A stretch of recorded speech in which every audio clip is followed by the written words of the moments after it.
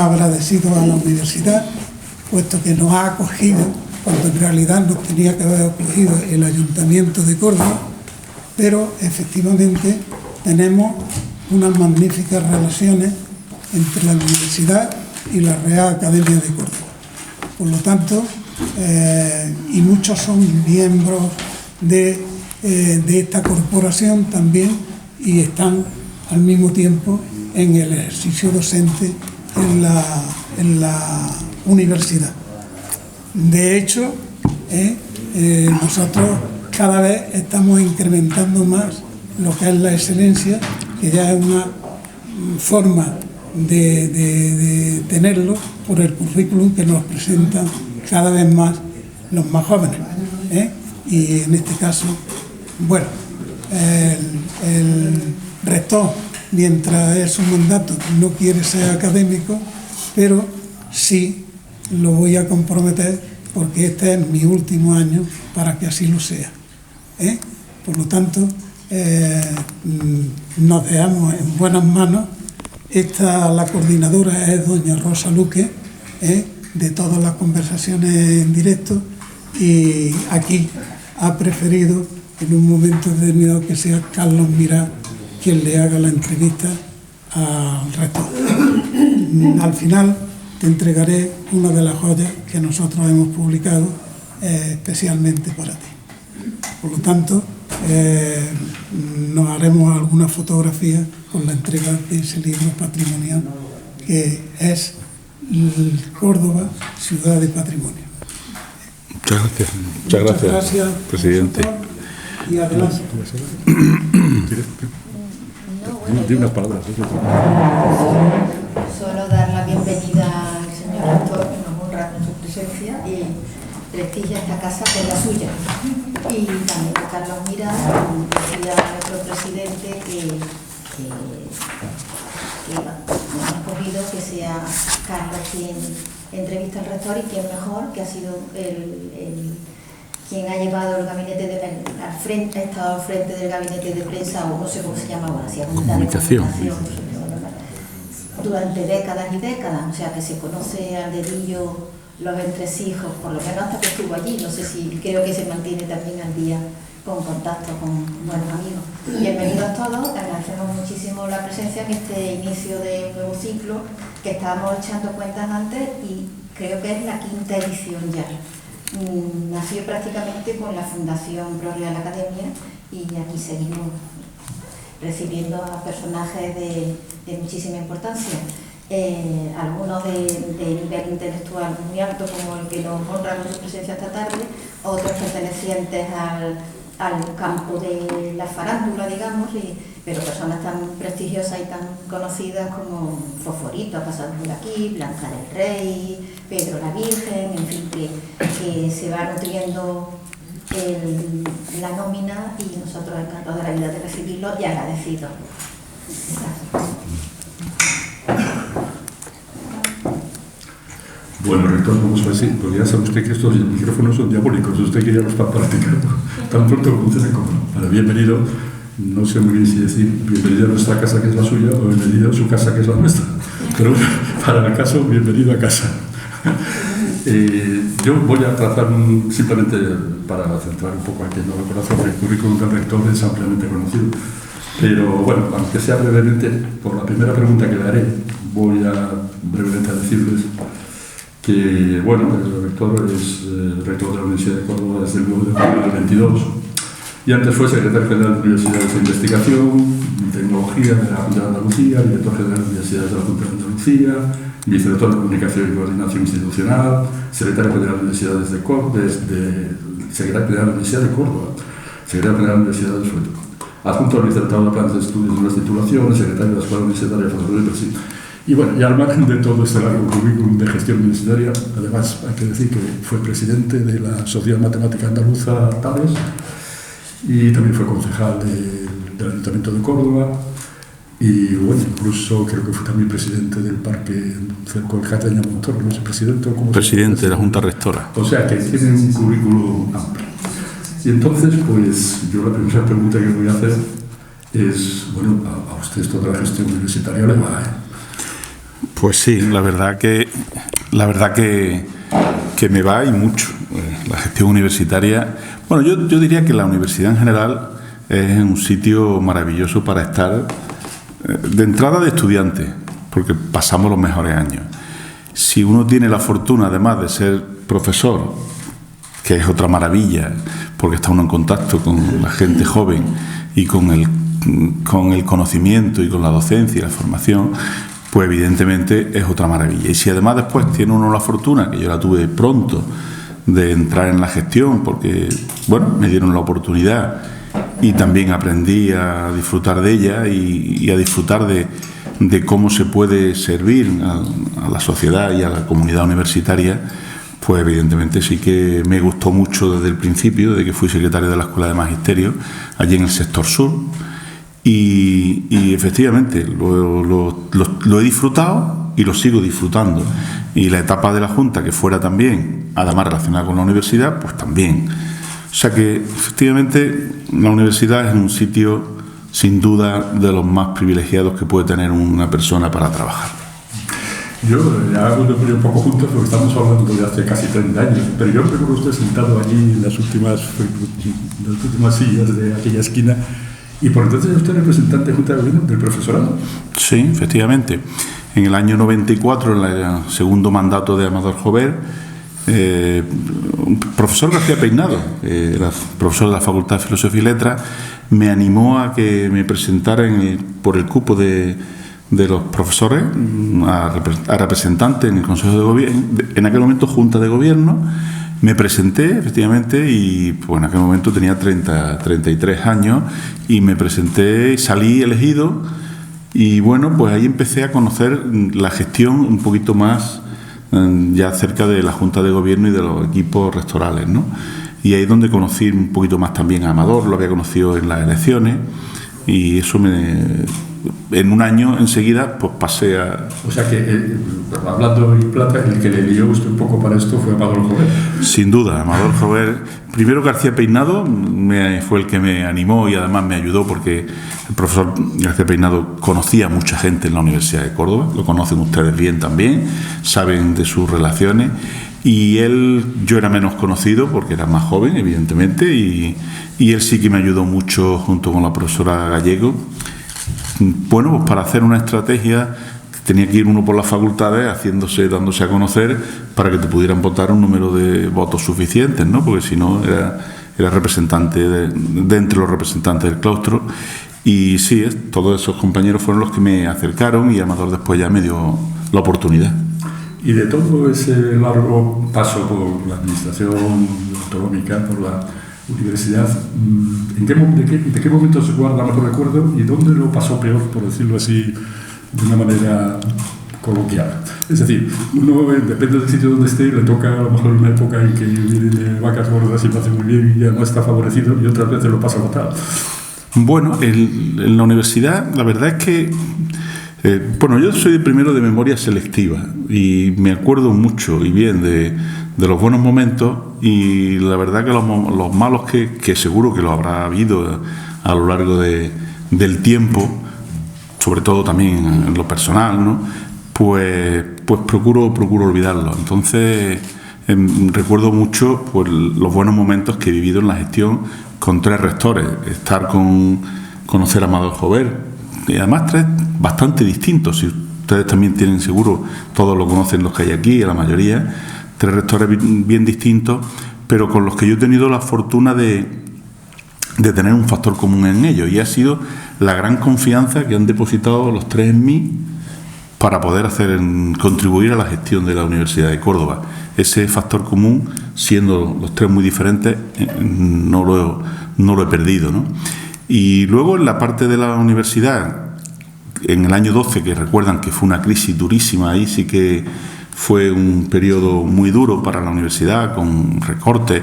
En ese momento me fui a la Junta de Andalucía, y también viví allí momentos duros porque había ajustes, las nóminas se llegaban muy justas para pagar, se llegaba tarde, pues había unos grandes problemas de tesorería, retrasos en los pagos a proveedores. Yo creo que el 12, 13 y 14 posiblemente con otras épocas de crisis que también ha habido anteriormente, ¿eh? No digo que no, porque el tema de los edificios, de la construcción de los edificios con Eugenio Domínguez en el 2000, en el 98, en el 2002 fueron también duros de abordar, ¿no? Pero yo creo que la crisis más gorda fue en el 2012 hasta el 14 o 15, que en el 15 las cosas empezaron a cambiar. En cambio, en esa época de director general de universidades sí que yo procuro donde esté aprovechar para mejorar algo. Y recuerdo que estamos en la sede de la academia, porque estamos en la casa de la universidad, que al final estamos tan juntos y tan entreverados, como diríamos en el jamón ibérico, ¿no? Pues estamos tan entreverados entre la academia y la universidad, que recuerdo que una de las mejoras que introduje fue hacer un reparto el presupuesto a las academias con criterios objetivos. No digo que los anteriores no fueran, pero no estaban actualizados. Veníamos de unos importes en que aparecían en los presupuestos, y bueno, pues yo lo que intenté es poner una serie de criterios, lo sabe bien Aniceto, que compartí esa época con ellos, y dejamos, bueno, pues unas cantidades que en el caso de la Academia de Córdoba no es porque yo fuera cordobés, sino porque hacían muchas actividades, y por tanto, como hacían muchas actividades, pues les salía unas cantidades muy superiores a las que venían recibiendo. Bueno, en el fondo, dice, ¿se lo quitamos eso a alguien? No se lo quitamos a nadie, porque para hacer mejoras hay que buscar más recursos para que nadie pierda y los que tengan más necesidades pues las puedan cumplir. Y eso es lo que ocurrió con la academia. Por tanto, dentro de ese periodo de crisis duro que hubo de esos 12-14, también tengo algún buen recuerdo relacionado con la academia y la Dirección General de Universidades. Bueno, pues entonces vamos a pasar a su segundo, bueno, tendrá usted varios amores aparte de los familiares, a su segundo gran amor, que son las matemáticas. Y bueno, tampoco es que sea una cosa muy frecuente. ¿Cómo le salió a usted esa afición a las matemáticas? ¿Ya de pequeño? Pues yo creo que sí, yo creo que de pequeño yo me quedé sin padre muy joven, muy de niño, con 6 años, y mi madre tenía ya en esa época una tienda de comestibles, y de pequeño enseguida siempre lo que me mandaba era que repasara las cuentas, donde ella, recordáis en los pueblos ese papel de estraza donde iban sumando esas cantidades de la compra, ¿no? No había calculadora, no había los pesos estos automáticos donde se iba acumulando todas las cantidades. Entonces mi madre lo que sabía era sumar nada más, no sabía multiplicar. Entonces ella me daba la lista de una cuenta y me hacía que repasara las cuentas. Puedo decirle que seguramente algo de herencia de ella tenía de la matemática, porque no se equivocaba nunca en la suma. Era impresionante. Y de ahí, bueno, pues tuve buenos maestros de matemáticas hasta EGB, hasta octavo de EGB, que estuve en el pueblo, y eso, bueno, pues me marcó y me daba una facilidad. Y siempre me ha tirado, pues, aquello que me gustaba más, pues te cuesta menos trabajo. Por eso muchas veces insisto mucho en la universidad, que estudiar y hacer algo que tenga una vocación es mucho más fácil que hacer algo que le digan que tiene que hacer cuando no tiene vocación, ¿no? Con vocación, haciendo algo que le guste, le pone uno pasión, le pone ganas, y el tiempo no pesa. No pesa nunca si estás haciendo algo que es lo que estás disfrutando. Y yo con la matemática confieso que disfrutaba mucho y no me costaba trabajo estudiar. En cambio, otras asignaturas sí que me costaba un poquito más. ¿Por ejemplo? Pues, por ejemplo, filosofía en el bachiller. Me acuerdo que no sé cómo nos la enseñaban. Aquí tenemos un filósofo que seguramente nos la haría de otra forma. Yo creo que el papel que tenemos los profesores es muchísimo más importante de lo que nos podemos imaginar. Podemos hacer que una persona deje una disciplina, o que al contrario tenga una vocación por ella y acabe estudiando eso. Y influyen mucho los profesores que tengamos, ¿no? Los idiomas en aquella época teníamos unos profesores que, bueno, pues seguramente ellos mismos ni habían salido fuera en su formación para practicar ellos, con lo cual la formación que nos daban a nosotros pues también era muy, bueno, pues con muchas limitaciones. Entonces sí que he tenido, vamos, no es que haya suspendido, pero encontraba uno más dificultades. Pero eso también yo creo que nos da una posibilidad de aprender que no todo es fácil el camino, que hay que hacer esfuerzo, que hay que apoyarse, que hay que ayudar, y que cuando un profesor te ayuda en alguna disciplina, que en el caso de matemáticas es muy importante, ayudar a los que más dificultades tienen, porque los que les gusta mucho la matemática no tienen ningún problema, se la llevan de calle. Aquí lo importante es no dejar en el camino a estudiantes. Yo siempre digo, me gusta mucho la gestión, pero me gusta mucho, y he dado muchísimas clases de matemáticas siempre, incluso en verano, cuando uno era estudiante, para poder sacarse una economía de esa por el curso, estudiar un poquito más tranquilo. He dado muchas clases y yo creo que casi seguro que lo que mejora con mi vida profesional es dar clases de matemáticas. Sí, aquí, bueno, hay muchos, varios de los que están aquí, que sé que han dado para ganarse un dinero. Por el verano hemos dado clases particulares, alguno está sonriendo ya, clases particulares de la asignatura que más o menos dominábamos, ¿no? ¿Estudió usted matemáticas en dónde? En Granada. En Granada, sí, claro, donde había titulación.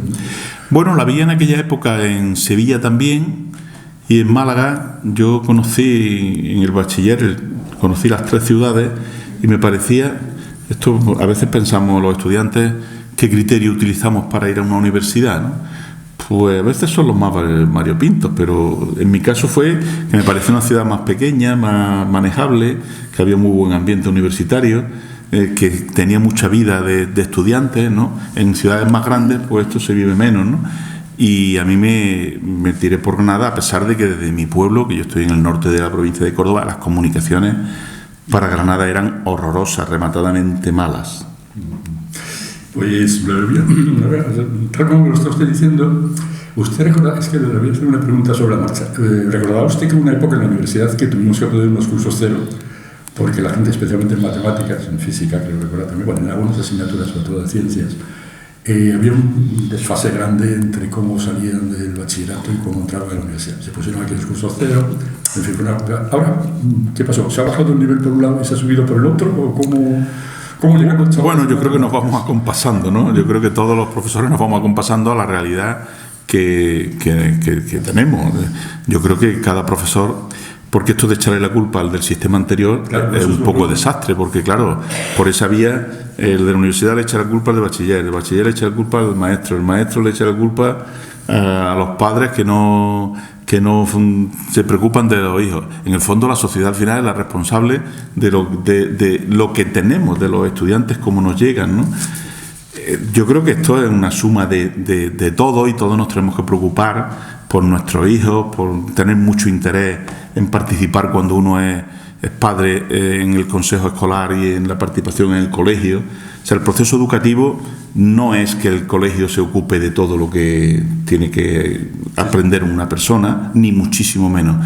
Entonces, esta concienciación pues es parte esencial de esa educación. Y desde esa perspectiva, pues cuando uno llega, yo, por ejemplo, los últimos años que he dado clase en primero, y bueno, pues me preocupo de ver qué materia prima me llega, podríamos decir en el mejor de los términos, cómo están. Y lo que hace falta, yo creo que es conseguir que ellos tengan interés. Teniendo que ellos pongan interés en aprender, que ese es el objetivo fundamental, pues yo creo que todo es mucho más fácil y siempre es posible alcanzar las competencias que están establecidas en el plan de estudio. Bueno, pues queda claro que le gustan las matemáticas, queda claro que le gusta la gestión, y bueno, vamos a ver ahora si nos salen las cuentas. Ya que ustedes sabían bien, bueno, su madre también, las cuentas de la compra, vamos a ver si nos salen las cuentas de la universidad. Lo digo porque, bueno, esa batalla que hay todos los años cuando empieza el curso de negociar los presupuestos, bueno, este año parecía que las cosas estaban muy bien, que, bueno, que se hacía una cláusula de garantía, que se garantizaba el 0,5 de aumento, había unas cantidades de contratos programa, una serie de líneas, se autorizaba los remanentes utilizarlos de nivel. Y entonces va usted en la apertura del curso y dice que sí, que la canción es muy bonita, que está muy bien, bueno, y parece que está bien, pero que le fallaba a usted el estribillo que se repetía. Hombre, yo no le voy a pedir que cante el estribillo, pero que nos diga la letra, por lo menos, en qué consiste el estribillo. Bueno, el modelo en la inauguración de curso, creo que lo dije lo más elegante, lo más comprometido además con el sistema público. Creo que el modelo de financiación que se ha consensuado con la universidad en julio tiene mucho del trabajo que se ha hecho conjuntamente con las universidades, punto número 1. Por tanto, en eso no hay nada más que felicitar al equipo de la consejería, porque hemos trabajado mucho y si bien no, alguna cláusula, como ahora explicaré, la de los remanentes no afectados, no nos han atendido tanto como queríamos, pero bueno, hay alguna atención también, pero no tanto. Pero en el fondo el presupuesto, el modelo, tiene una cosa buenísima que en especial para la Universidad de Córdoba era muy importante, que era la cláusula de salvaguarda. ¿Por qué esa cláusula era importante? Porque el modelo anterior lo que contemplaba era que en función de unos indicadores se hace el reparto y una universidad podía perder cada año hasta un 5%. Claro, eso en el año 22, cuando se aplicó, resulta que Almería, Jaén y la Pablo de Olavide perdían ese 5%. Perdían más de un 5%, pero como el máximo a perder era el 5%, pues se quedaba en ese 5%. Eso, bueno, produjo tal shock en el sistema que al final hubo un acuerdo político de que el presidente puso más dinero en el sistema para que ninguna universidad perdiera. Y al final todas, como mínimo, las que teníamos que subir, por ejemplo, nosotros subíamos mucho, subimos un poco menos, pero todas subieron como mínimo el 2,8. Bueno, eso fue una buena medida, un buen acuerdo, porque los que teníamos que mejorar, mejoramos más, no tanto como el modelo decía, pero mejoramos, especialmente Granada y Córdoba, y las otras universidades todas como mínimo tuvieron el 2,8. Eso con este modelo se ha corregido. Ninguna universidad podrá bajar en el presupuesto futuro en los próximos años. Eso ya digo que es bueno porque da tranquilidad a todas las universidades. Ya no estamos preocupados de si vamos a bajar. Estamos preocupadas de ver qué cantidad de dinero hay en el presupuesto de cada año, cómo nos vamos acercando a ese 1% del PIB que está en la LOSU, y entonces, bueno, nos podemos preocupar de cómo mejoramos y qué cosas tenemos que mejorar, pero no de que vayamos a empeorar o que tengamos que tomar medidas, ¿no?, de recorte importante. Para nosotros especialmente era importante que la cláusula de salvaguarda estuviera desde este año, porque el año pasado tuvimos una subida importante. Si esa subida importante no la consolidamos, pues evidentemente podríamos no bajar, pero sí no tener la cláusula de salvaguarda y quedarnos congelados. Entonces, eso ha sido un debate importante, porque la propuesta inicial de la consejería era que la cláusula de salvaguarda empezaba en el 24. Bueno, ahí hubo un debate fuerte entre los rectores, porque algunos, claro, si hay cláusula de salvaguarda, hay menos dinero para otras cláusulas que sean de nivelación, que hay también una cláusula de nivelación interesante, hay otros contratos programa, hay un plan de inversiones. Claro, todo esto suma una cantidad de dinero que, si la cláusula de salvaguarda es más alta, pues evidentemente está consumiendo recursos. En el fondo, cuando se pone una cantidad de dinero, esto hay una competencia leal entre las universidades por captar el máximo de fondos. O sea que esto de que no competimos, claro que sí competimos, porque pues si tienes más alumnos, pues te llevan más trozos, si tienes más investigación, pues te llevan más por investigación. Entonces, esa cláusula era especialmente importante para la Universidad de Córdoba, que empezara este año como finalmente ha empezado. Ahora, eso nos da cierta tranquilidad, pero para mejorar necesitamos, que es lo que decía yo en el inicio de curso, necesitamos ver qué ocurre en el presupuesto, porque el presupuesto del año 24, que por cierto mañana se aprueba por el Gobierno andaluz, en el Consejo de Gobierno, lo que seguro que nos tendrá que garantizar la cláusula de salvaguarda todo. Lo que no sabemos es cuánto dinero más habrá para nivelación, que está previsto un 1%, para inversiones, para mejora de la infraestructura, para los contratos programa. Pues todo eso habrá más en la medida que haya más dinero. Sí, que es por lo que yo decía, falta la concreción anual, porque además esa subida lo que también nos da es las posibilidades de ir acercándonos a ese 1%. Y si además queremos poner títulos nuevos y ofertar nuevos títulos, resulta que alguna necesidad, aunque el decreto de título contempla que hay que tener el 80% del profesorado, el 20% te puede faltar, por tanto también requieren algún aumento. A fin de cuentas,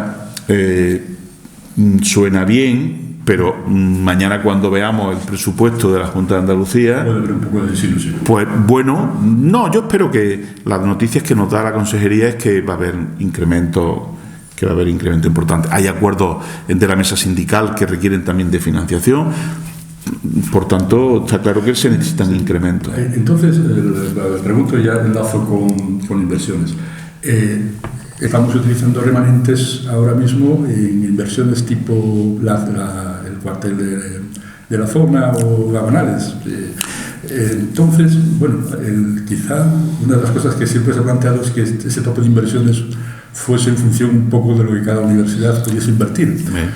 No sé nosotros qué remanentes no afectados tenemos, pero bueno, lo ¿vamos primero, tirando o no vamos tirando? No, bien. Nosotros, la verdad que tenemos unos remanentes bastante razonables y por tanto tenemos autorizado incluso este año gastarnos millones, 6 o 7 millones de euros.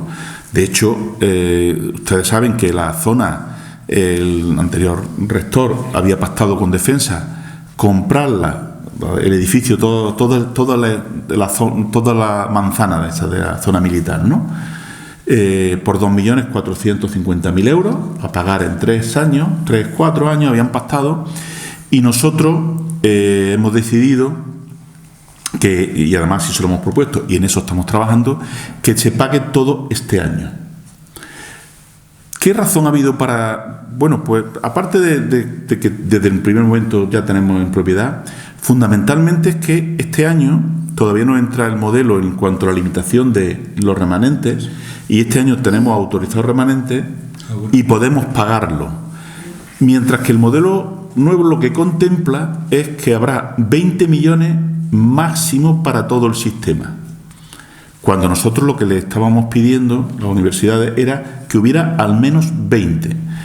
Eso en el fondo es utilizar, para que ustedes lo vean sencillo, los ahorros que tiene cada casa, cada uno en su casa, utilizarlos no en gasto que sea recurrente, sino en inversiones que mejoren la eficiencia, por ejemplo, energética, o que mejoren las instalaciones que podamos tener. Los remanentes están pensados no para gastarlo en capítulo de personal, que eso el año siguiente lo tenemos otra vez, ¿vale? Entonces, nosotros tenemos autorizado este año un dinero que queremos ejecutarlo, y ahora el año que viene lo que nos puedan autorizar ya es 20 para todo el sistema. ¿Cuánto nos va a corresponder? Pues ya no se sabe, depende de los que te queden el año que viene y depende del resto de universidades como estén también en sus necesidades. Nosotros lo que nos hubiera gustado es que hubiera sido al menos 20, finalmente ha sido como máximo 20. ¿Por qué? También es entendible, tiene mucho que ver porque el uso de los remanentes no afectados, que es nuestro ahorro, como decía, computa el gobierno andaluz a partir del año que viene en deuda con el Estado y en las cuentas de Europa. Por tanto, claro, quieren, entiendo, controlar, aunque tenga esos remanentes, quieren controlar cuánto se puede utilizar. Pero es que son muy necesarios, o serán más necesarios en función de que haya más o menos planes de inversiones. Claro. Si hay un plan de inversiones acompañado de lo que cada universidad pueda utilizar de su ahorro, pues puede quedarnos bastante bien. Si solamente tenemos lo que podamos usar en nuestro ahorro, podríamos decir que de los 20 millones nosotros podemos ser un 8 o un 9% del sistema, un 10 aproximadamente, entre un 8 y un 10, pues nos corresponderían, si todos estuvieran por igual, 2 millones de euros. Bueno, como pueden ver ustedes, esto de los presupuestos y de la financiación universitaria es complejo, incluso para un doctor en matemáticas, o sea que, pero bueno, está bien saberlo. Vamos a la parte más positiva, a cómo vamos a obtener el dinero. Y la noticia más reciente es el plan de mecenazgo, que bueno, a eso nos va a solucionar los problemas, porque, a ver, la Universidad de Córdoba, captando recursos, que yo recuerdo, siempre ha sido bueno. Incluso el 30% ese que dice la USU lo alcanzamos. Bueno, pues se trata de seguir generando recursos propios.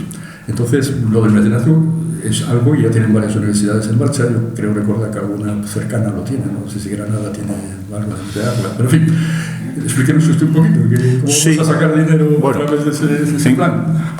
Es cierto lo que has dicho, la Universidad de Córdoba siempre ha sido, cuando se presentan las tablas de qué financiación tenemos, la de Córdoba, un 70-30, 70 de público, 30 de externo.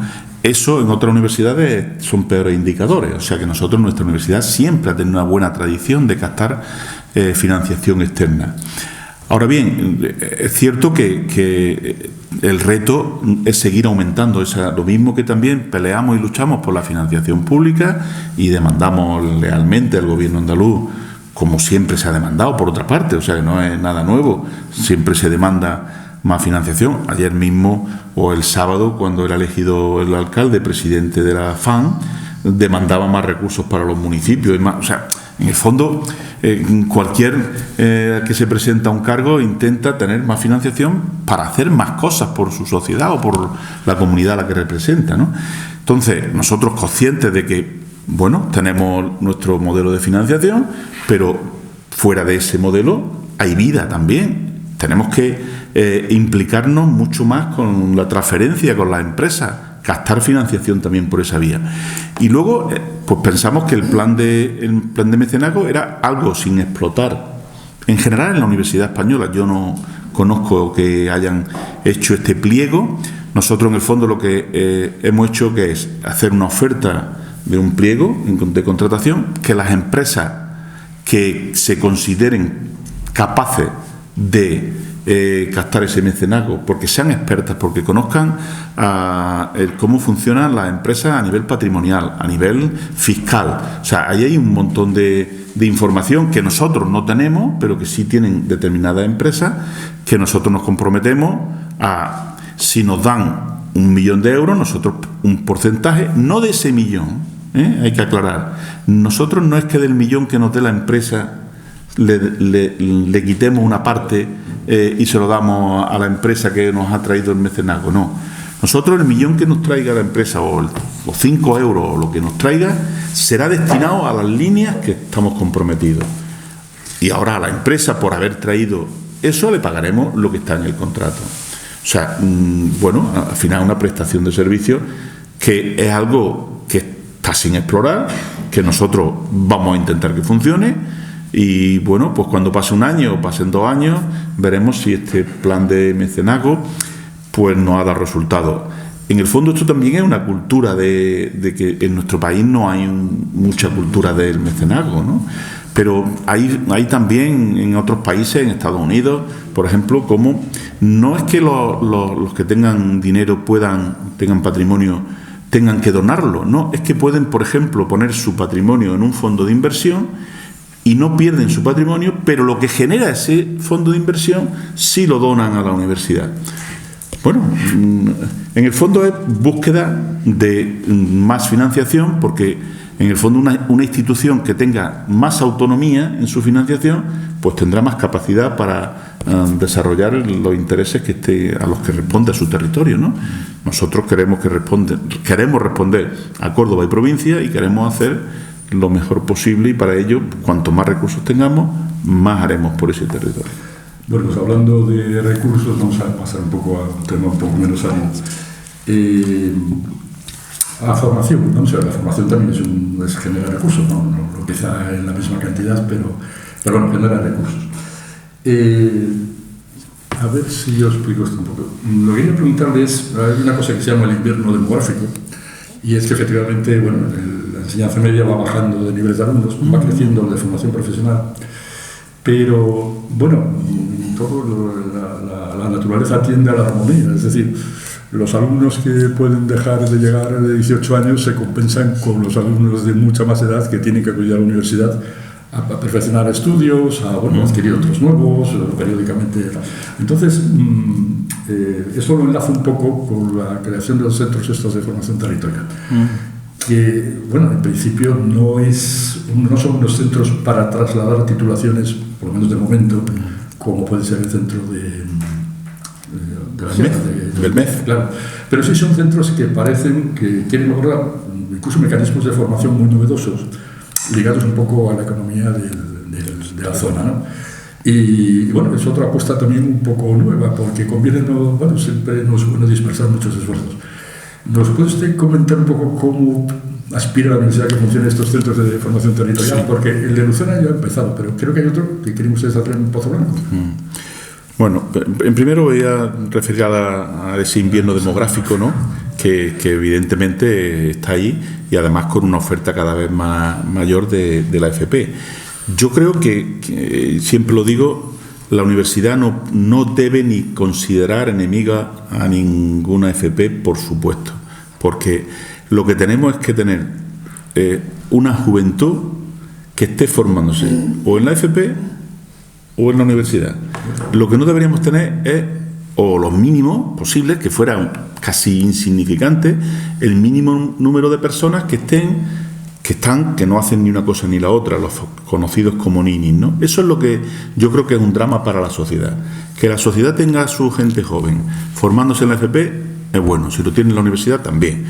Y además yo estoy convencido que el paso de los que están estudiando FP, en un número importante, acaban viniendo a la universidad también. Por tanto, no nos veamos como competidores, sino hagamos conjuntamente esa visión de la formación y de la educación. Segundo punto. En el fondo, si nos llegan menos estudiantes, es verdad que también tendremos que, ahora se abre una ventana con el decreto de nuevos títulos, de pensar que otras titulaciones podemos ofertar que también sean más atractivas para los ciudadanos de Córdoba o de fuera de Córdoba, porque en esto, en el fondo, también competimos. Cuando una universidad de al lado te pone un título que tú ya tenías y estaba funcionando bien, pues evidentemente, lo decía el consejero civil, funcionaba muy bien en Bermés hasta que se puso en Jaén y en Sevilla. Si no se hubiera puesto en Sevilla, a lo mejor hubiéramos tenido un poquito más de margen. Entonces, el decreto que hay ahora, que apela a la territorialidad y a tener esos conceptos en cuenta, me parece muy oportuno y debemos de trabajar en esa dirección. Pero lo que es claro es que hoy, sin formación permanente, un ciudadano no va a poder permanecer o no va a ser el mejor trabajador posible. Por tanto, ahí hay un camino que la universidad tiene que recorrer también. También tenemos que hacer mucho más ofertas de másteres de las que las hemos hecho hasta ahora. En grados tenemos una oferta razonable. ¿Podemos ampliar algo? Sí, pero en másteres yo creo que también tenemos que esforzarnos. Pero no solamente en másteres oficiales, másteres que no sean oficiales, y sobre todo sabéis que está llegando y va a llegar financiación para microcredenciales para formar a los trabajadores que están hoy necesitados de una actualización. Y ahí es donde aterriza muy bien en los centros estos de desarrollo territorial, que efectivamente el otro día estuvimos presentando el de Lucena. Ya empezará con un curso de habilidades blandas, de las competencias estas que necesitan hoy las empresas para que el profesional sea muy capacitado para el público, y desde luego esos centros pretenden una formación de entrada, una formación que no tiene por qué ser reglada. ¿Que puede llegar algún día que se imparta un máster? Pues si el sistema productivo de ese territorio lo demanda, ¿por qué no vamos a acercarnos a dar ese máster a ese centro? No hay que tener miedo al contrario, debemos de acercarnos donde está la necesidad. Pero no solamente el centro va a hacer ese tipo de formación, va a hacer transferencias, va a hacer innovación.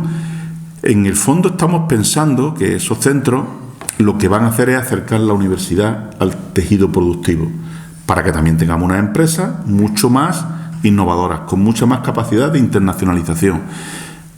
Buscamos que el territorio se desarrolle con más potencia de la que lo hace hasta ahora. No quiere decir que no se desarrolle, pero por ejemplo en Lucena tenemos un sector del frío donde nos demandan formación para sus trabajadores de esas empresas. Un trabajo muy tecnológico, que tiene mucho de actualidad, y por tanto tenemos profesionales en la Escuela de Ingeniería Superior que dan una formación extraordinaria y nos la demandan. El profesor Ruiz de Adana es un especialista en el tema del frío y nos demandan ese tipo de formación.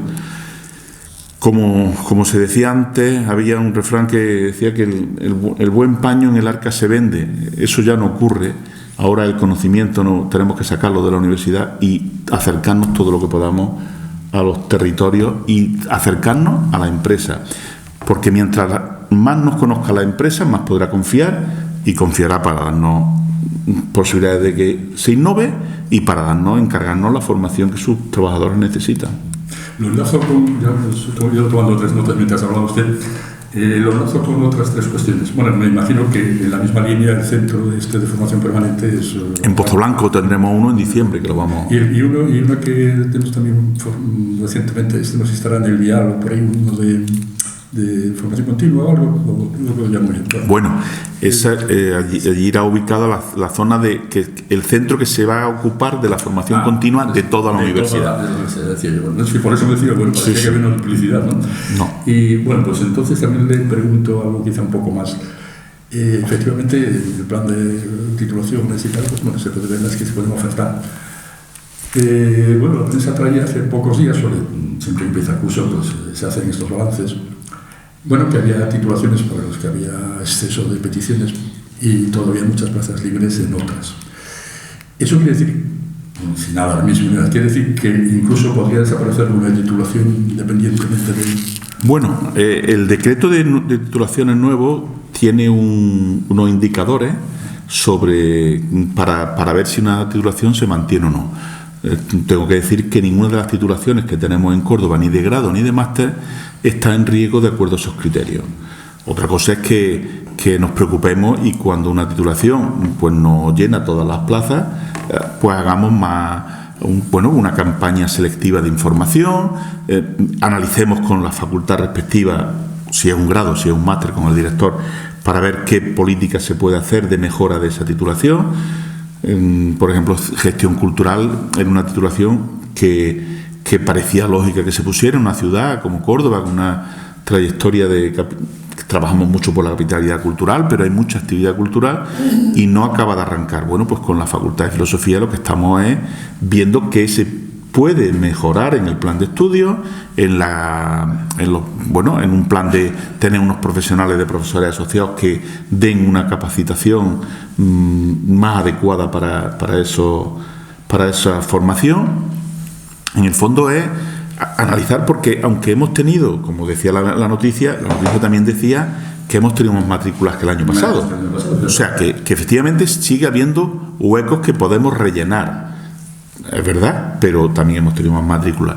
Pero en todo caso, lo que debemos de hacer es, donde no llenamos, pues bueno, si no llenamos, a lo mejor es que tampoco tiene esa titulación, esa demanda, se pueden ofertar menos plazas y dedicar los recursos, porque cuando uno ofrece un grupo de 50, está pensando evidentemente después en hacer unos grupos pequeños y poner unos recursos. Pues a lo mejor hay que ofertar 40 y tiene uno menos necesidades, y esa necesidad y ese profesorado lo puede ofertar en otra titulación.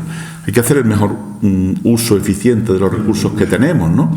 Y eso estamos trabajando con los decanos, tanto para la nueva oferta como para analizar y comprender lo que esté ocurriendo con los grados que no tienen esa demanda tan extraordinaria que ocurre en medicina, en enfermería, en fisioterapia, en fin, en titulaciones que todos sabemos de ciencia de la salud que exactamente son muy necesarios, vamos.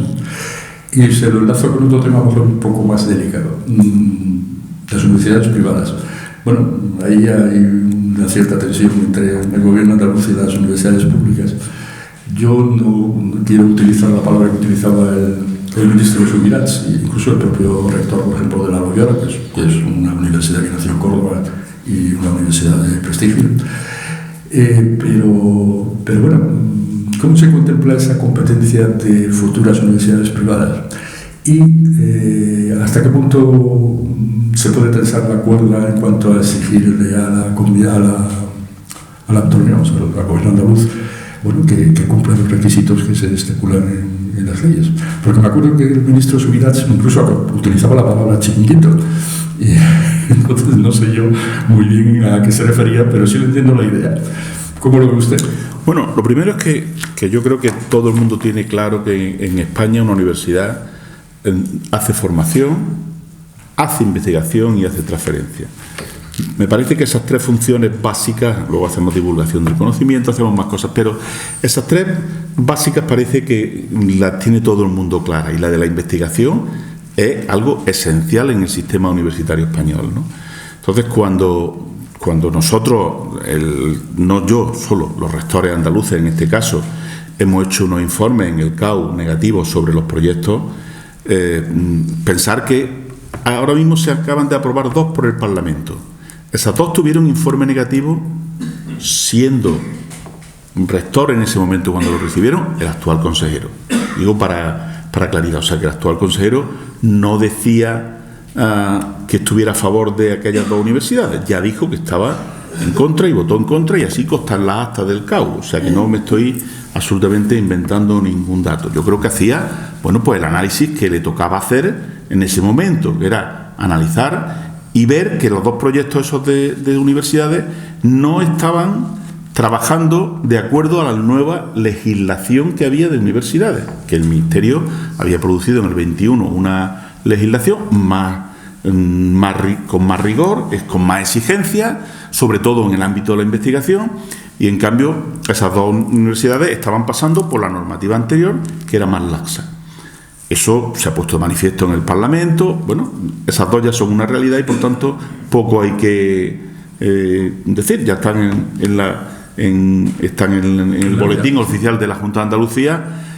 Ahora les toca un camino que también le pedimos al consejero, pues que le ponga las máximas exigencias, lo mismo que nos las ponen a nosotros para la implantación para los títulos.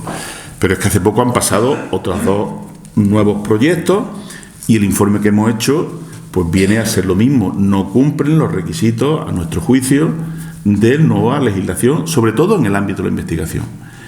Y luego hay otro aspecto también. Nosotros no estamos en contra de las privadas porque existen en el sistema español y no lo que queremos es que las universidades que vengan a Andalucía vengan con la máxima calidad posible. Pero no solo eso, además, nosotros con el decreto de título se habla de que la oferta del sistema responda a una estrategia, que haya un equilibrio territorial, mientras que esa estrategia y ese equilibrio, eso no lo estamos viendo en las privadas. Las privadas vienen, dicen que quieren poner a estas titulaciones y son las que ponen. Nadie le está poniendo ningún coto. De hecho, a nosotros seguro que ahora nos van a exigir, para poner una titulación nueva, un estudio de demanda, un estudio de empleabilidad, y en cambio las privadas han dicho que queremos poner esto y no hay ningún estudio de demanda. Es más, tienen titulaciones que están cubiertas suficientemente en el sistema andaluz. Entonces, ahí sí que parece que hay una diferencia en cuanto a lo que se nos va a exigir a lo público para nuevos títulos y en cuanto a lo que se le exige a lo privado, que no responden, ya digo, a ninguna estrategia, solo a la estrategia empresarial, que ellos entienden que poner una titulación les vaya a dar mejores resultados económicos o no. Pero no es que no estén esas titulaciones ya puestas. Por ejemplo, en algunas universidades, estas privadas nuevas, ofrecen el título de maestro. ¿No tenemos suficientes maestros en Andalucía? Parece que sí, que todo el mundo dice que no hay que poner más títulos de maestro. Pues esa nueva universidad privada tiene maestros. No nos traen casi ningún título nuevo que no esté en Andalucía. Si trajeran, oye, mira, es que tenemos títulos en Andalucía que no lo estamos poniendo, y resulta que viene una universidad privada y nos pone un título nuevo que nuestros andaluces lo pueden hacer ahí. Pero no es eso así. Si cuando vea uno la oferta se dará cuenta que la mayoría de los títulos son títulos que ya tenemos en el sistema andaluz.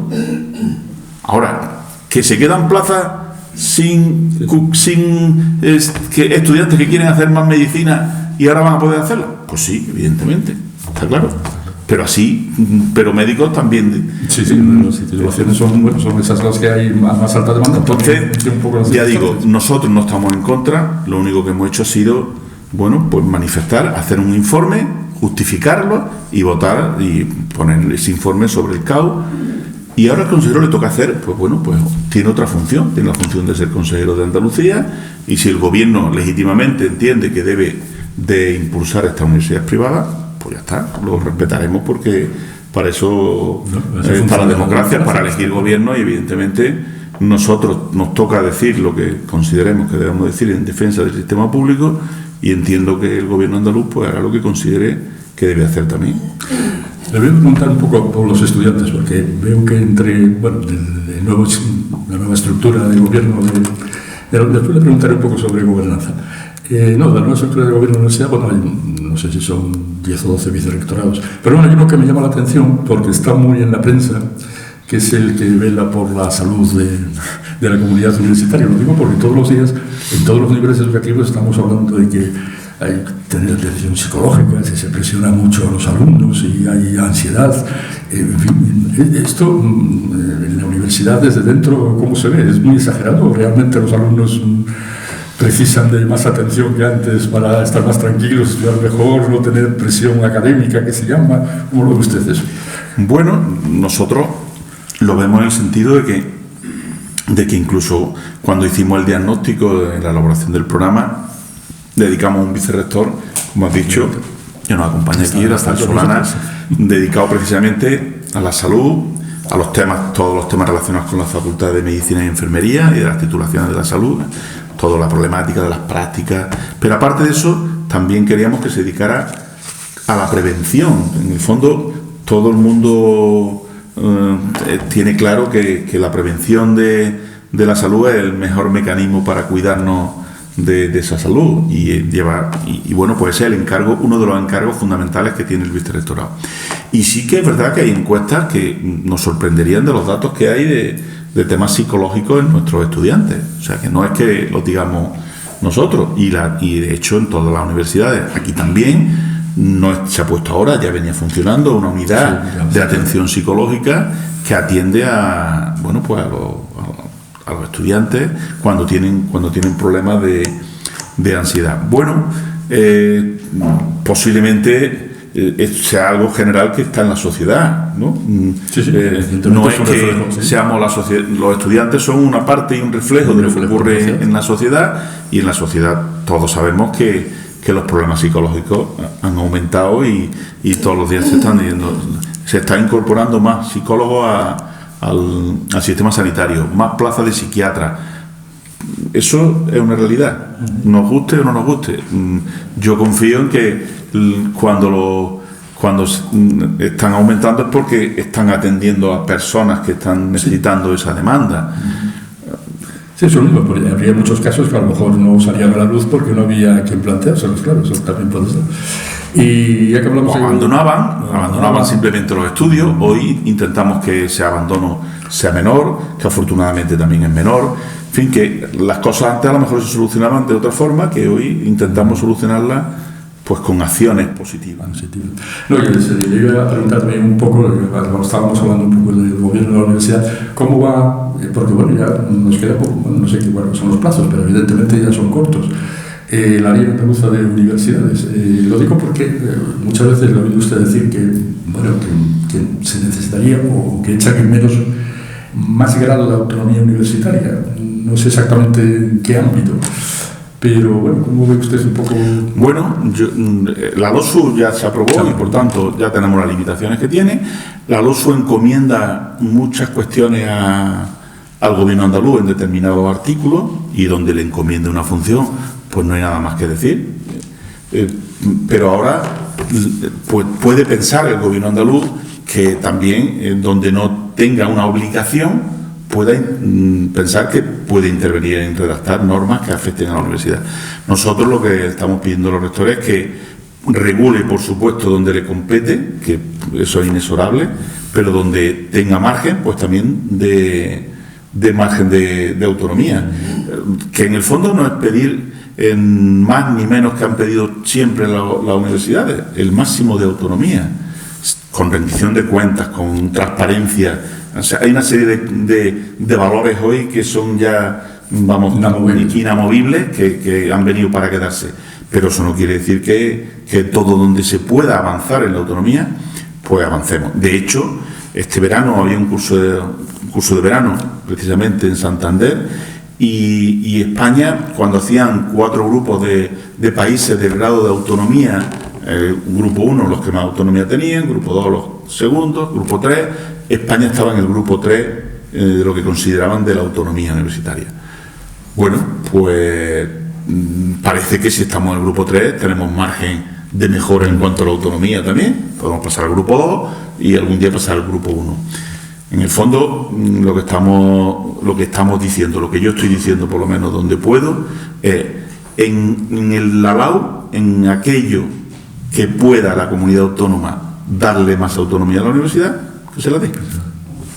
¿Se podría concretar en ejemplos? Seguro. La LOSU, por ejemplo, no nos permitió, dijo, un solo mandato y de 6 años los rectores.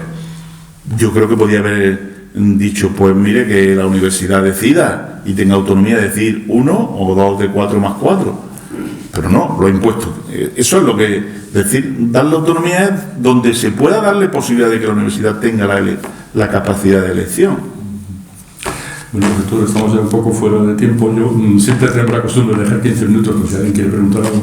Aquí podríamos seguir hablando de 1000 cosas más, pero posiblemente alguna que interese a alguien que está ante el público.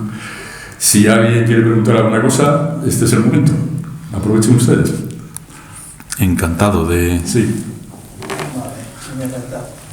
Ha hablado sobre las universidades. Ha hablado sobre las universidades privadas que se han concedido, se han autorizado 2 y hay otras en vías de ser autorizadas. No, me parece que no transgreden las normas, pero no las cumplen. No las cumplen todas, ¿no? No sé si es correcto lo que estoy diciendo. Entonces, si se ponen en marcha unas universidades que no tienen los mínimos exigidos para el resto de las universidades estatales o autonómicas, ¿qué mecanismos hay para impedir eso o no lo hay? Bueno, no, impedir no, si un gobierno entiende. Lo primero, quiero aclarar que las 2 primeras que se aprobaron, primero hace tiempo se aprobó Loyola, en el año 12, o sea que esa está ya funcionando, lleva ya años. Las otras 2 pillan una transición de normas, ¿vale? Eso es lo primero que hay que aclarar. Y en esa transición, la interpretación que hicieron el equipo no actual de la consejería, porque cuando ya están estas 2 aprobadas vienen un expediente de tiempo. Entonces, pillan en esa transición, interpretan que la norma era la antigua, la del año 15, cuando ya en el 21 había una norma mucho más exigente. Es cuestión de interpretación. Para ello han cumplido la normativa. Es verdad que nosotros, digo nosotros porque el rector de la Pablo de la Vide, que es el que intervino en el Parlamento en el trámite de esa ley, lo que vino a decir es que la norma que tenían que haber aplicado era la del 21, que insisto es mucho más exigente, sobre todo en los planes de investigación, en la dedicación que tienen que invertir, en el dinero que tienen que invertir en investigación, son mucho más exigentes. Entonces, bueno, como era interpretación, pues el gobierno andaluz interpretó que esas 2 se le podía aplicar porque cuando la solicitaron no estaba la norma aprobada. Entonces, bueno, insisto, interpretaron. Lo mismo le están aplicando a estas 2, que es el decreto también del 15, porque su solicitud se entregó cuando todavía no estaba aprobada la nueva norma. Nosotros entendemos que, aunque eso sea así, como una universidad privada es una voluntad, tiene que tener voluntad el gobierno de crearla, pues la puede crear y puede poner las condiciones y decirle, bueno, pues a usted, aunque lo haya solicitado, ahora le pido que se adapte a la nueva normativa, que será más exigente y, por tanto, adapte la memoria a esa nueva normativa. Bueno, no lo hizo y ya está. Estamos en la situación que estamos. 2 nuevas ya creadas, no todavía con oferta, que yo creo que pueden ser la oferta para el curso que viene, y otras 2 nuevas que están iniciando los trámites. Hace poco pasaron por el CAO. Pero sobre todo también le añado otra cosa. No hay, lo mismo que a nosotros, el decreto de títulos nos marca unas reglas de juego para decir, oiga, Córdoba, usted no ponga una titulación si ya la tiene puesta Jaén y Sevilla, porque es repetir. De hecho, yo creo que este año nosotros, por ejemplo, hay centros que nos están pidiendo titulaciones que a lo mejor las pedimos y nos llegan y nos dicen, oiga, no, es que, mire usted, está puesta ya en 7 universidades. Entonces, no sigamos poniendo otra titulación, traiga otra distinta, ¿no? Pero es que eso mismo puede ocurrir, por ejemplo, imaginaros que Jaén, que salió en la prensa, que pide ingeniero agrónomo. Pues si tampoco es que sobran, tenemos gente esperando para entrar en agrónomo, si lo pone Jaén, pues también va a debilitar la de Córdoba. O sea que esto va a ser una partida, yo no sé si de ajedrez o de cartas, pero va a ser una situación compleja porque en el fondo el gobierno andaluz quiere tener ese criterio de estrategia territorial que parece razonable porque los recursos son finitos. En cambio, en la privada no hay ninguna estrategia, hay ausencia. Viene una universidad, Málaga, y en Málaga ya van 3, de las 4, 3 son a Málaga, una a Sevilla. Pues, y tampoco se le dice, hombre, lo que he dicho antes, las titulaciones, es que está usted repitiendo titulaciones que ya tienen las universidades públicas, no la ponga. No hay estrategia. Las que unilateralmente la universidad privada ha deseado. Bueno, pues ahí es donde chocan los intereses, porque evidentemente chocamos, lógicamente, porque poco a poco puede ir ofertando la universidad privada cosas que nosotros, por la limitación, no podemos hacerlas, y entonces nos va debilitando a nosotros también. ¿Alguna otra pregunta? Sí. ¿Nos puede hablar sobre si va a haber cambio a futuro de las prácticas curriculares? El problema que estamos con las empresas, la comunicación. Sí, bueno, ese tema entraba en la norma, tenía que haber entrado el 1 de octubre, después se aplazó porque hubo una disposición, aprobaron el Consejo de Ministros, y se va a empezar el 1 de enero.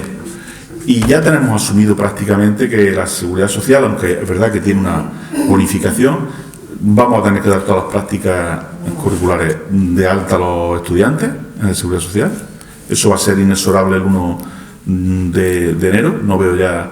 Y la cuota que hay que pagar por esas prácticas, que se ha reducido, insisto, bastante, porque había una bonificación, al principio no, pero después ya en la negociación que hubo con el Ministerio, una bonificación, la vamos a tener que pagar. Yo estoy casi convencido y casi lo tenemos asumido las propias universidades, porque, el consejero está intentando hacer gestiones con las prácticas de educación, de maestros y de secundaria, del máster de secundaria, y las de salud, que la abonen las consejerías, pero yo lo veo complicado. Yo diría que al día 1 de enero nos tenemos que preparar, la universidad, que estamos en ello, para que administrativamente sea fácil el mecanismo de funcionamiento y que las paguemos nosotros también.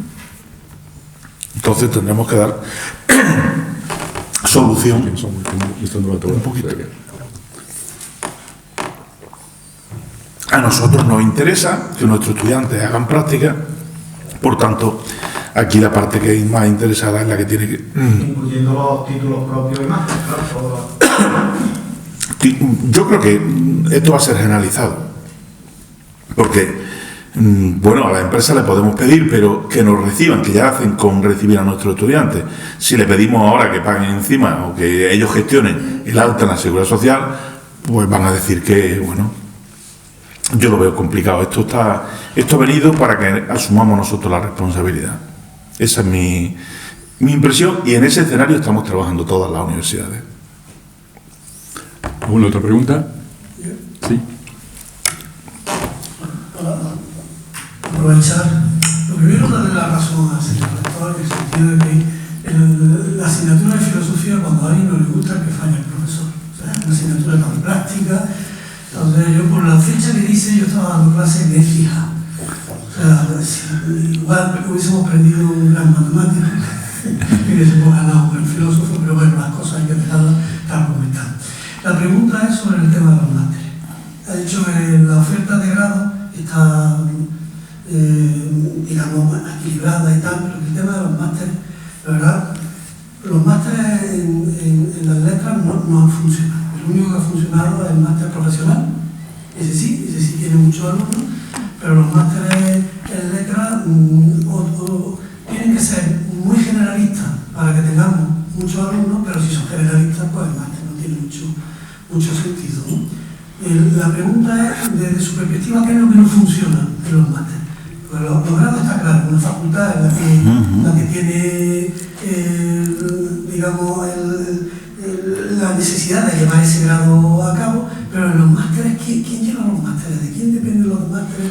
¿De un buen director académico? Sí. ¿Dónde está el fallo ahí? Bueno, el máster, como yo me he encontrado, la regulación actual está en manos de un director, de una comisión académica que tiene el máster, que tiene bastante autonomía, por lo que yo he visto. De todas formas, yo creo que los másteres siempre sería muy interesante, primero, que haya un componente de profesores que no sean internos de la propia universidad. Me parece que eso es fundamental. Porque un máster está pensado, si es de investigación, pues vale, entonces está muy claro el camino, pero si es para profesionalizar o profundizar en alguna profesión, necesitamos incorporar a profesionales que el alumno no se encuentre, que el estudiante no se encuentre otra vez a los mismos profesores que le han dado en el grado, se lo encuentra otra vez en el máster. Tenemos que dar un plus, y ese plus viene de unas prácticas profesionales en empresas. Que cualquier máster tiene que buscar tener una actividad profesional.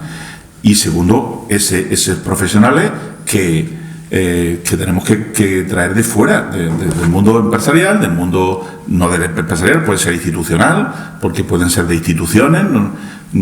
Pero creo que ahí tenemos puntos de mejora en la parte de que los másteres vengan acompañados de esa parte mucho más, bueno, que te dé un valor añadido, que te dé ya un acercamiento al mundo de la empresa, porque en el fondo yo creo que el empleo, la formación no es que esté pensada solo para el empleo, pero el empleo, evidentemente, todos pensamos en formarnos para buscar también una salida profesional. Hay veces que no, pero mayoritariamente la buscamos. Entonces, me parece que los másteres tenemos que acercarnos y un porcentaje mucho mayor de personal externo. Y acertar lo que, evidentemente, es una formación también que puede ser mucho más ágil. Si no da respuesta, pues se puede cambiar por otro. En fin, los grados sabéis que son mucho más estables, más difíciles de cambiar, ¿no? Cuando se pone un grado cuesta mucho después que se cambie. Sí, yo llevaba como Soledad lo de archivística y quisimos, me encargué yo de mirar la legislación para pasarla a máster. En nuestro nos obligaron que tiene que haber un cierto porcentaje de profesores de la universidad para darlo de archivística, cuando nosotros creíamos que fueran todos archiveros. Y para pasarlo a máster, es que ya un archivero se tiene que quitar. Es decir, que tiene usted que cambiar la legislación para que eso no sea palabras, sino hechos. Que si vamos a buscar los mismos profesores que están en la facultad y los archiveros no van a asistir, tiene que haber, no saben nada. Mi opinión, tiene que haber una combinación de ambos. Ni una cosa. Los extremos, en el fondo, casi nunca funcionan, ni un extremo ni el otro, ni que todos sean de la universidad ni que todos sean de fuera. A lo mejor el equilibrio está en hacer una buena combinación de. En la ley dicen que obliga muchísimo porcentaje de la universidad a los másteres.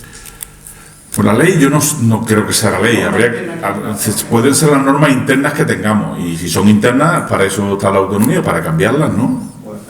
Para cambiarlas. Y hay otra cuestión, a veces se dice, se necesita más dinero. Pues a veces sí, más dinero para hacer más cosas. Si ahora mismo le estamos dando a un máster, imaginaos, 10.000 euros, tenemos 30 másteres, y le damos 10.000 euros para el funcionamiento del máster, y ahora ponemos 4 másteres nuevos, pero seguimos con los 200.000 euros, pues ponemos más másteres con menos dinero. En el fondo, pues nos estamos un poco engañando, ¿no? Si vamos a poner más, tendremos que aumentar el presupuesto, porque si no, entonces lo que estamos es deteriorando los otros también, ¿no? Digo, 10.000 para el funcionamiento, pero si en el fondo es que para profesorado, para funcionamiento, si ponemos más ofertas, evidentemente cuesta más. Por eso la capacidad de gastar recursos hay que innovar. Si hacemos lo mismo siempre y no hacemos cosas diferentes, pues no saldremos de cierta atonía, ¿no? Si me permitís una cosa, además, los profesores de la universidad no quieren participar en partes másteres, porque generalmente te da mucho trabajo y el resultado económico es casi nulo. Es decir, los profesores de la universidad que participan en máster universitario no cobran nada, además. Con lo cual, no es que haya un incentivo. Quizás ahí lo que habría que hacer es, como dice nuestro señor rector, saber equilibrar todo bien, de forma que haya una gestión que sí tiene que gestionar la universidad.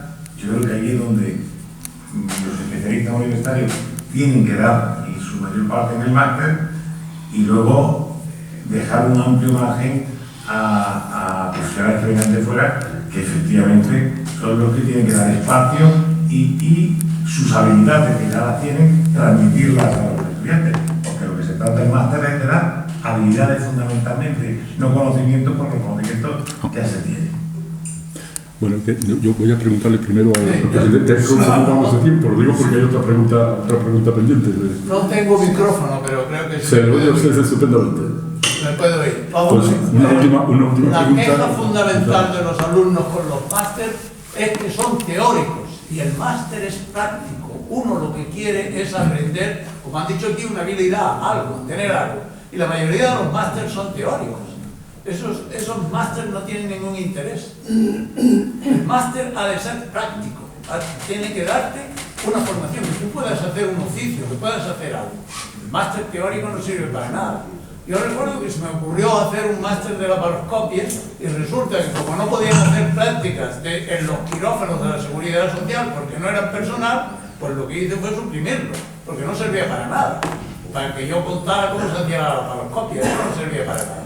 O sea que el máster tiene que tener enseñanza fundamentalmente práctica, que cuando uno salga de allí domine algo. Lo he dicho creo desde el principio, más parte práctica o profesional de alguna manera. Traer a profesionales de algún ámbito va en esa dirección.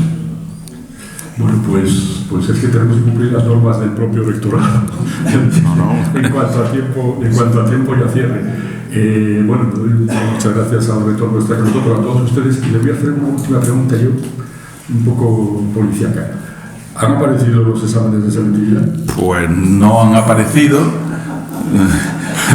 desgraciadamente. Lo que sí ha concluido, que ese es un lamentable suceso, que ya pedimos disculpas evidentemente a todos los padres y a los estudiantes. Se abrió una instrucción, la instructora ha hecho la investigación, ha hecho todo su trabajo, ha concluido que no nos propone que hagamos ningún expediente disciplinario de todos los que actuaron en ese proceso, pero sí que evidentemente ha concluido también con mejoras del procedimiento para que esto, que fue un suceso muy desgraciado, pues no vuelva a ocurrir. ¿Está exento de que ocurra? No, yo creo que todos sabemos que cuando tenemos exámenes a veces nos los hemos llevado a casa, o incluso para corregir, y a veces pues se pierde alguno. O sea, esto no, y tenemos que hablar con los estudiantes, no es algo que no ocurra, ¿no? Que no debe ocurrir, evidentemente. Pero bueno, pues se extremarán las medidas y como consecuencia de lo que ha ocurrido para que esto no vuelva a ocurrir, efectivamente. Bueno, pues yo invito al presidente a que pronuncie las últimas palabras. Muchísimas gracias, muy agradecido porque es una fuente de aprendizaje también para mí.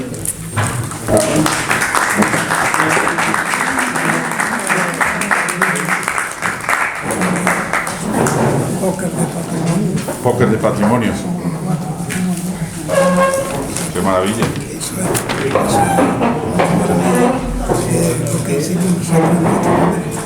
Muchas gracias. Muchas gracias.